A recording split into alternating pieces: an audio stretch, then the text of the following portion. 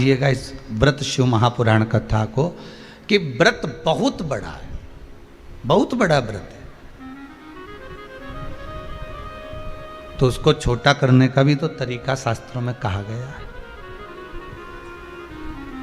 गुरुजी, हरतालिका तीज का व्रत इतना भारी होता है, करवा चौथ का व्रत इतना भारी होता है, तीज का व्रत इतना भारी होता है कि हम कुछ भी नहीं खाते, यहां तक कि मुख में जल भी आता है ना तो उसको भी हम निगल नहीं सकते।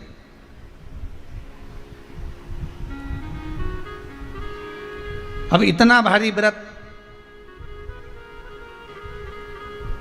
और शास्त्र कहता है कि हरतालिका तीज का उद्यापन तो पहले होता ही नहीं, एकादशी का तो हो जाता है। और यहां तो हरतालिका तीज का, अब एकादशी का तो आप 26 एकादशी जब आपकी पूरी हो जाए, 3 वर्ष बाद अधिक मास आ जाए, 26 पूरी एकादशी का व्रत कर लो, तुम 11 पे करो, तुम्हारी मर्जी पड़े, 26 एकादशी पर जब व्रत करोगे तो ये आपके ऊपर है, 26 पर करो। पर हरतालिका तीज का जो व्रत है, इसका उद्यापन तो ना तो पहले होए और इसका उद्यापन ना 13 वर्ष के पहले होए। इसका उद्यापन तो जब तक कन्या हो, चाहे स्त्री हो, चाहे नारी हो, चाहे पुरुष हो, हरतालिका तीज का अगर उसको उद्यापन करना है तो 13 वर्ष तक तो आपको व्रत करना ही पड़ेगा, उसके बाद ही इसका उद्यापन होता है।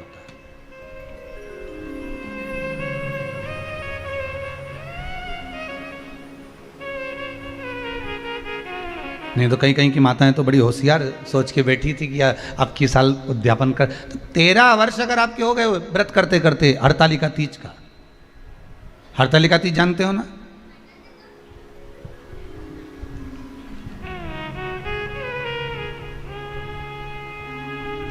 तेरह वर्ष अगर आपके हो गए भगवान की भक्ति को धारण करते करते,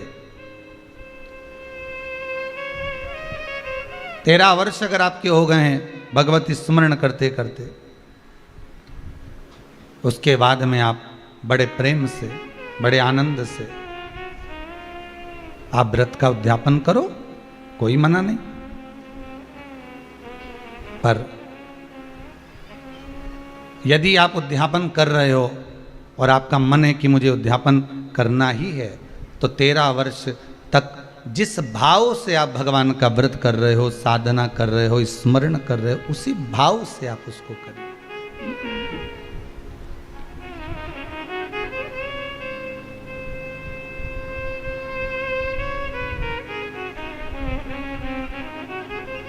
गणेश चतुर्थी के एक दिन पहले आ जाती है, सहज भाषा में समझ लो तीज को, हस्त नक्षत्र तृतीया।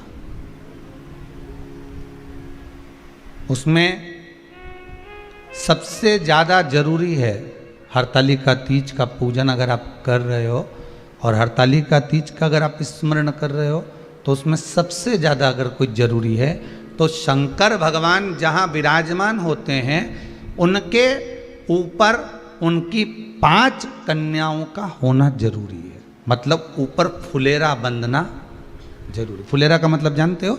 एक जैसे शंकर भगवान नीचे विराजमान है और ऊपर जो जलाधारी बनती है ना, तो जलाधारी की जगह पर शंकर भगवान की हरतालिका तीज के दिन जब नारियां पूजन करती हैं, माताएं पूजन करती हैं, कन्याएं पूजन करती हैं, तो उस पर जलाधारी की जगह फुलेरा बनता है, मतलब फूल की मालाएं उसमें लटका दी जाती है।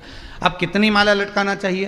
प्रयास करना चाहिए कम से कम 5 माला उसमें होना जरूरी है, और 5 से ज़्यादा भी लटकाओगे चलेगा, पर 5 से कम नहीं होना चाहिए फुलेरा। 5 कौन कौन है ये? जया, विषहरा, सामरीवारी, दौतली, देव।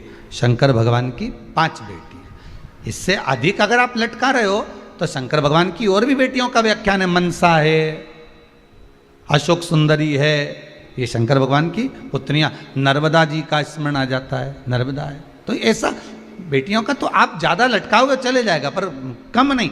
जैसे हरतालिका तीज का जो उद्यापन होता है, उद्यापन में सबसे मुख्य चीज़ क्या होती है कि जो भी आप वस्तु दान दे रहे हैं, जो भी आप वस्तु समर्पित कर रहे हैं, हरतालिका तीज के उद्यापन में जो भी सामग्री आप दे रहे हैं वो 5 होना चाहिए। जैसे फुलेरा का वर्णन किया कि फुलेरा 5 माला से ज्यादा होगा चलेगा, पर 5 से कम नहीं, अधिकता में।